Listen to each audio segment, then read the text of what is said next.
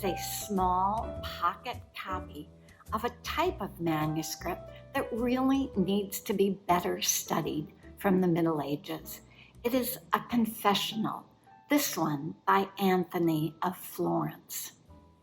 It contains the texts that the confessor would need to know in order to hear confession on the part of those who confessed.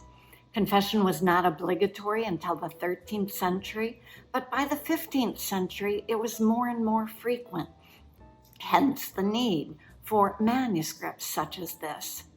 This one is important because it also contains rules for women's dress, spurred by an important early 15th century case where someone was denied absolution for wearing too much finery. I like the book too because it's pocket format, small, neat writing on paper, give you an idea of how these books were used, of the sort of individual nature, not part of a big monastic library, but the possession of an individual confessor.